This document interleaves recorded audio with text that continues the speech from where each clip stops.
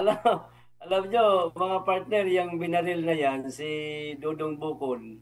Isa lang masasabi ko dyan, partner, no? Hindi naman ako supporter niyan si Dudong Bukol. Napakalayo niyan sa amin. Ay, hindi naman masyadong kalayuan. Tama-tama lang.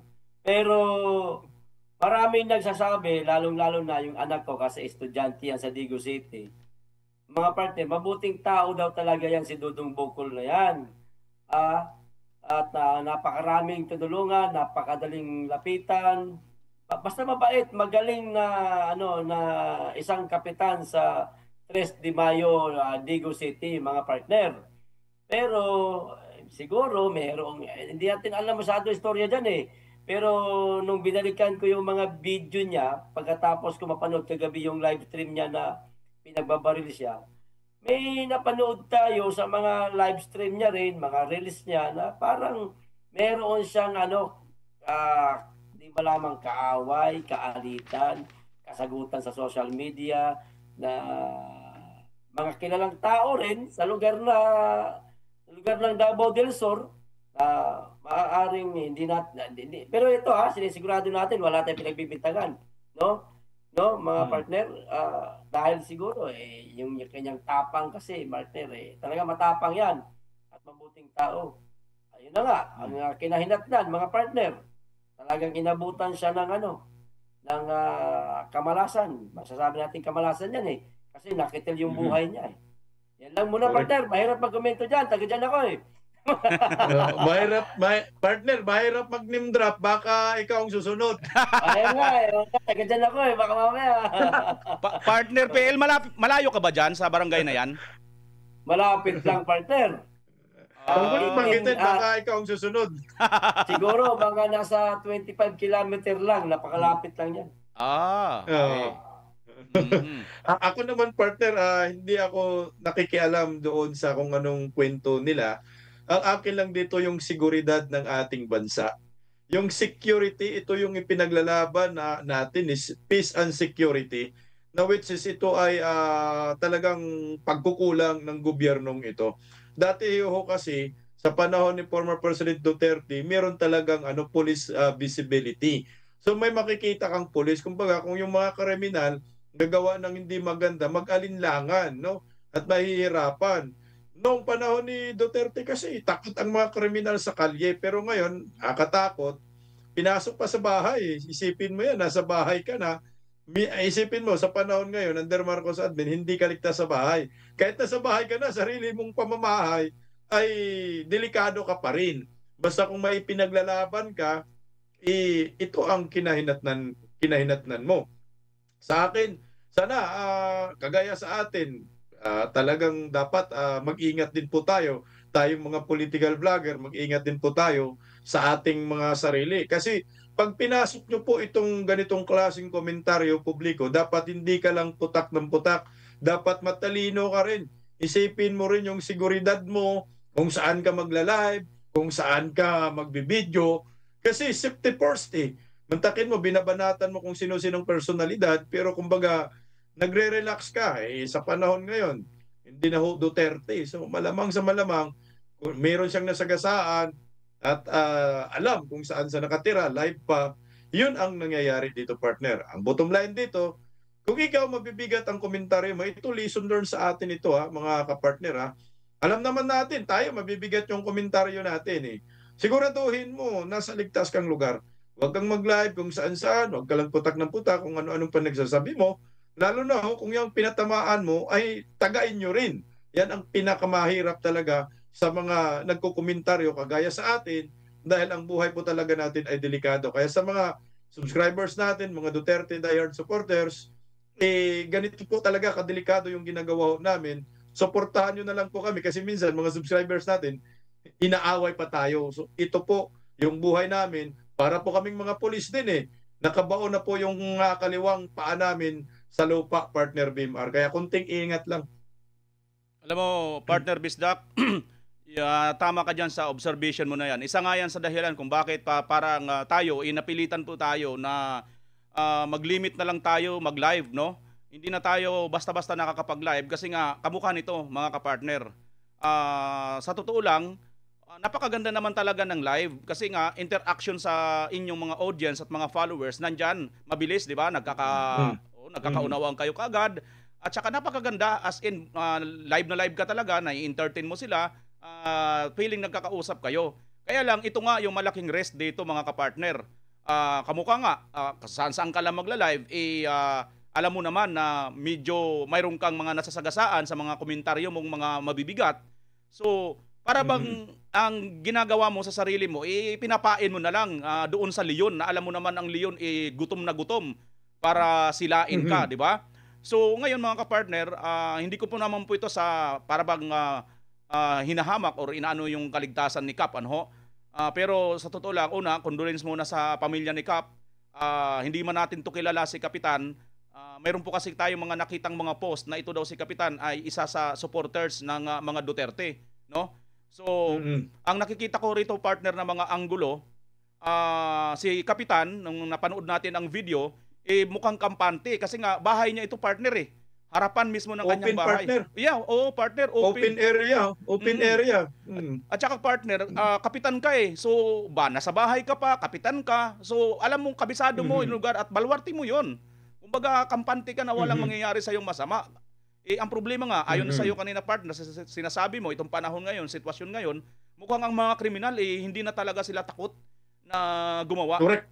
Parang wala na silang kinatatakutan partner na mga alagad natin mga pulis na sa panahon na ito mga kapartner, no? At kung mapapansin natin partner, yung video na yon, may dumaan pang kulay pula na SUV right after siguro seconds lang, wala pang isang minuto partner, tumunog na yung putok ng baril. At habang pinapanood ko ito partner na kanyang live kagabi, maraming pumapasok sa isip ko na maaring mga pwedeng anggulo dito. Kaya mahalaga siguro dito partner, bukod dyan sa ano ang kinaugnayan nito sa pagdating sa political issue, ano ang kinaugnayan nito sa pagiging supporter niya sa mga Duterte, plus ano ang kinaugnayan dito sa mga nauna niya ng mga sinasabi noon.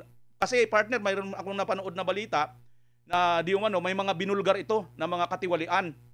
So, ano yung mga kinaugnayan? Kaya dito partner, napakahalaga ng gagampan ng papel ng ating mga alagad ng batas, particular dyan sa Davao, sa Digo City, patungkol nga rito paano nila ito ma-resolve dahil wag naman sana ito maulit pa. Lalo na nga at talaga naman, para bagang wala na tayong safety lugar. Di na malayang pamamahayag mo, nakakatakot yes, na. Parang partner. ganun. Isa pa yon, no? Yung malayang pagpapahayag, nawawalan na tayo ng para bang nahihintakutan na, mayroon na tayong kalooban na, ay, teka, sandali, magsasalita tayo ng ganito. I-open natin, ay, hindi na lang kasi mayroon tayong banta, di ba? So, yan, partner. Kaya sana ako, wish ko lang, ma-resolve kagad itong kaso na ito ni Kapitan at mabigyan po ng tamang hustisya ang pamilya ni Kapitan, mga kapartner. Tama partner, at dapat mabigyan ng linaw kung ano ba ang nangyayari, bakit napunta sa barilan at doon mismo sa bahay ginanap yung krimen, live na live pa ha. Para at least ang pamilya naman ay maliwanagan din kasi sabi nga ni Bimar, ni partner Kapiil, mabait po itong kapitan na ito, medyo matapang lang talaga sa social media, merong pinapatamaan na personalidad. At ang mga personalidad din yata na pinatamaan niya ay kilala din siya. Yun ang mahirap dyan, partner. Oo, mga Pero partner. sa ngayon, mga partner, tumulong po si Vice President Sara Duterte.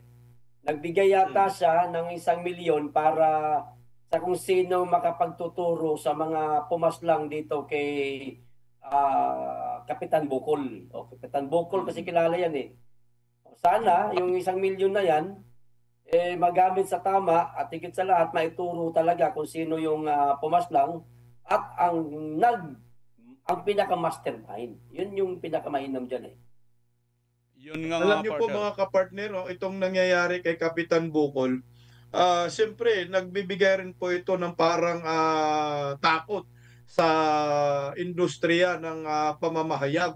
Dahil gumagamit po siya ngayon ng cellphone, parang lumalabas siya po ay parang vlogger yung datingan niya rin, partner Nagbablog din siya din yun.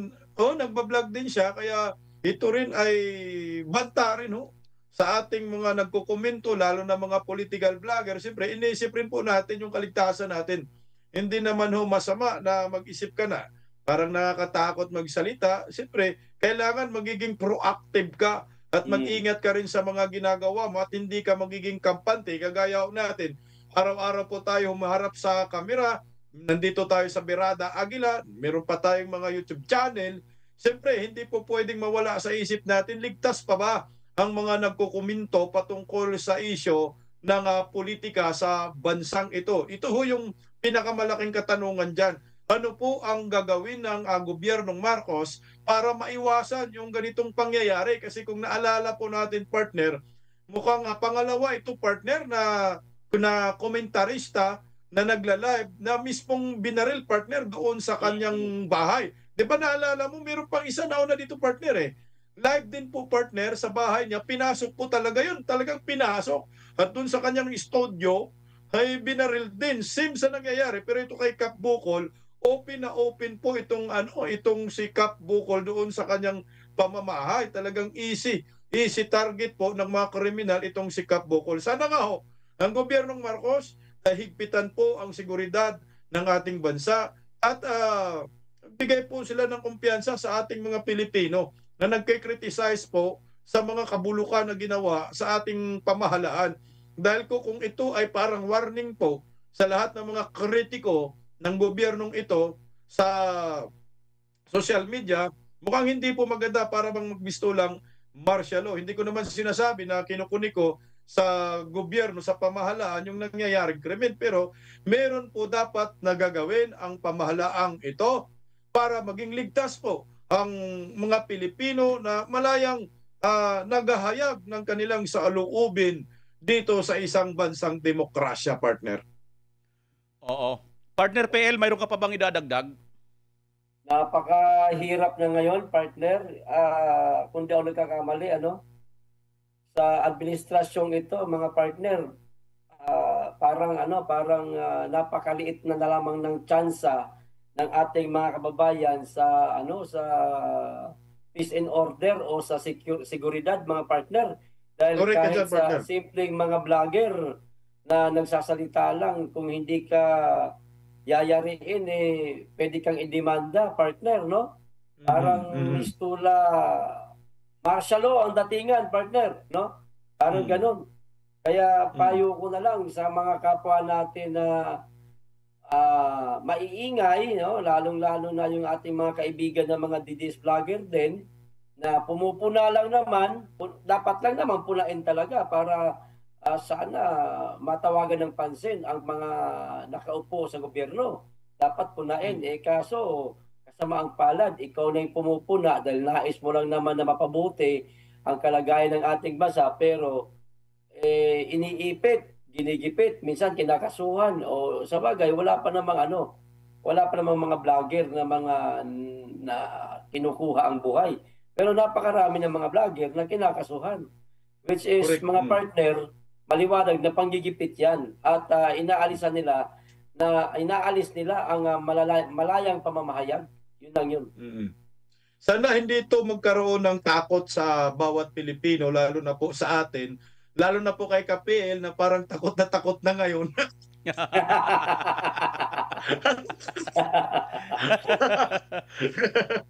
Isa lang yung apayo ko yan sa'yo, KPL, para maiwasan mo yan. Huwag kang mag-live sa labas ng bahay. Lesson learned. Sa loob ka ng bahay. Paano, partner? Nasa loob din siya ng nasa loob din siya ng bahay yung si Kapitang kagabi. Partner, delikado kasi ganito yan. Ito, tayong mga political vlogger, huwag tayo masyado makisawsaw sa lokal. Naku, mahirap ang lokal. Lalo-lalo ka na BMR, mahilig ka sa lokal, BMR. Huwag kayo makisawsaw sa lokal. Kapitbahay mo lang yung binabanatan mo eh. Yun yung mahirap kahit dyan. hindi mo binabanatan, kahit pumupuna ka lang, paulit-ulit na ginagawa mo, masasaktan yan sila. Pwede kang sugurin yan. Di ba? Kaya dapat, dito lang tayo sa national, partner. Pakialaman natin itong mga napakalalang korupsyon na nangyari sa ating bansa. Ito ang karapat dapat nating pagtutukan ng pansin at laging punain, bantayan. Kasi ang isa lang ang nais nating lahat, maipatigil itong napakalalang korupsyon na naging sanhi na pagpapahirap sa ating lahat, mga partner. Oo. Tama ka dyan, partner PL. At sa totoo lang, lokal man or national, hindi pa rin tayo safe, no? Kahit saan tayo magpunta. Correct. Kaya ang mas maganda, doble ingat tayo. Babi ka pa rin. Ingat na lang, ingat. Rest in peace lang. kay ano to tol? Kapitan Bukol? Oscar. Kapitan Bukol. Oscar Bukol. So, ang mga ka-relate nito, mga taga Davao, taga Digos talaga, partner. Actually, rest partner, in peace at sana makamit niya yung tamang hustisya at matuko yung tamang suspect. Sana hindi lang yung parang magdampot ka lang ng suspect na hindi naman talaga yun ang gumawa ng pagpapas lang at hindi ang mastermind, partner. Correct, partner ka dyan. At maraming tayo nakikita sa comment section, mga kapartner, na mukhang nakikidalamhati, nakikisimpatiya dito kay Oscar Bukoy, at mukhang maayos naman daw po itong kapitan na ito, mga kapartner. At mga kapartner, kaugnayan dyan, mukhang mayroon po tayong update nito, mayroon tayong clips or video. Mayroon yata, pwede natin ba i-play, mga kapartner, itong ating video na update dito ngayon. Patungkol pa rin yata dito ito sa ating pinag-uusapan kay Kapitan, no? Andiyan na ba? Naka-prepare ng ating video, mga kapartner? Para karagdagan pong info. Kasi nga po, hindi ito basta-basta, mga kapartner, dahil alam nyo naman, no? Ang isang buhay ay mahalaga. Lalo naman po, kung matino ka namang tao, mga kapartner, di ba? Pero may authorization ako galing kay VP Sara na i-reveal sa publiko na nag-commit siya ng 1 million peso para matukoy po kung sino ang mastermind sa pagpatay ni Kapital Dudong Bukoy. Pero may authorization. Ayun, mga kapartner, ang tinutukoy kanina, no? Ayon nga rito kay Attorney Torion, may authorization na galing kay Vice President Sara Duterte na magbigay ng 1 million para po pabuya kung sino man ang makakapagturo o makapagtukoy dito po sa salarin laban dito kay Kapitan Bukoy. Mga partner Bisdak, ano masasabi ninyo? Bukol. Bukol pala, sorry. Bukol. Partner PL at saka partner Bisdak, ano masasabi ninyo rito sa agarang aksyon na ginagawa ng ating pangalawang Pangulo? Yung sinasabi ni Bim R. Bukoy, yun yung spokesperson ni Martin Romualdez yun eh. Si Bukoy. Bukol, Kapitan Bukol. Alam niyo po, ako bilib po ako kay Vice President Inday Sara Duterte na sinuklian po agad ni Vice President Inday Sara Duterte yung pagiging supporters ni Bukoy. Bukol. Ano tol? Bukol. Kapitan Bukol, ayan, Bukol. Kapitan Dodong Bukol, no? Isipin mo dito mo makikita na ang pamilyang Duterte ay hindi nakakalimot sa mga supporters niya. Hanggang ngayon, isipin mo, 1 million po yan para po sa hustisya ng Kapitan Bukol na yan, partner. At ang balita ko, partner, itong si Kapitan Bukol ay official din po ng PDP Laban diyan sa Davao del Sur. Hindi ako nagkakamali. Anong position niya diyan? Basta PDP ito. Yun, provincial chairman. Kaibigan mo talaga si Kapitan Bukol, partner, ha? PDP Laban, provincial chairman. Tsaka, malaking bagay po yung ganyan. May mga reward pag nahanap mo dahil mas marami pong maghahanap at lalo na po ngayon, ang hirap ng buhay ngayon. Pero sana po, yung mga nagtuturo, kung sakali meron kayong impormasyon, turo nyo yung tamang tao, huwag nyo pong ituro yung hindi tamang tao. Para hindi naman tayo nakaka-perwisyo rin sa ibang pamilya. Sana po yung totoo talaga, partner. Malaking bagay yan para sa akin. Kawawa naman kasi, partner, yung maituturo dito na magiging full guy lang, mga partner. Partner PL, ano masasabi mo rito sa mabilis at agarang aksyon ng ating pangalawang Pangulong Inday Sara Duterte? Pangalawang Pangulo, mga partner, partida, pangalawang Pangulo lang yan.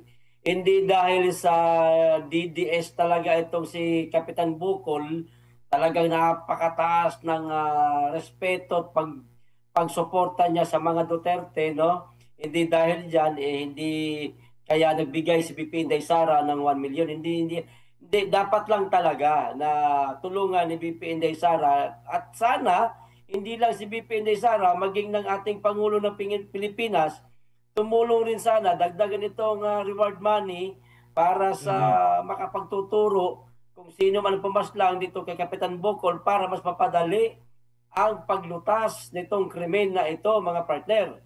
Mabuti pa yung ating pangalawang Pangulo, napakabilis umaksyon, no? Dahil wag nating ilabas natin dito yung paniniwala niya, yung pagsuporta niya sa mga Duterte. Dapat lang talaga, no, na gawin yan ng isang nasa taas o pinakamataas na posisyon katulad ng presidente at ng vice presidente na tulungan. Lalong-lalo na kapitan ito, lingkod dito ng elected official ito, mga partner, at higit sa lahat, marami ito natutulungan. Dapat lang natulungan ito. Sana kumilos din si Pangulong Bongbong Marcos na tulungan ito si Kapitan Bukol. Yun lang muna, mga partner.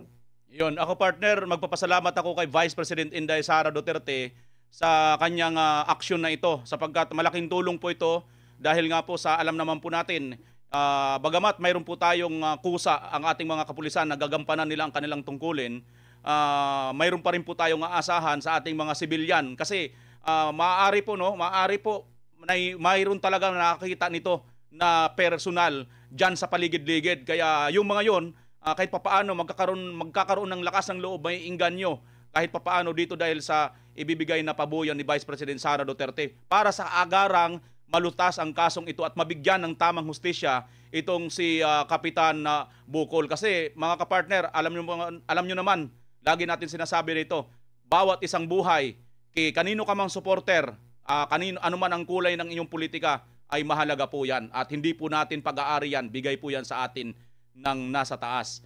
Ang lesson learned po rito mga kapartner, live ka man, anuman ang video mo, basta pagdating sa komentaryo, kung mayroon kang nasasagasaan, dapat doble, triple dapat ang iyong pag-iingat mga kapartner.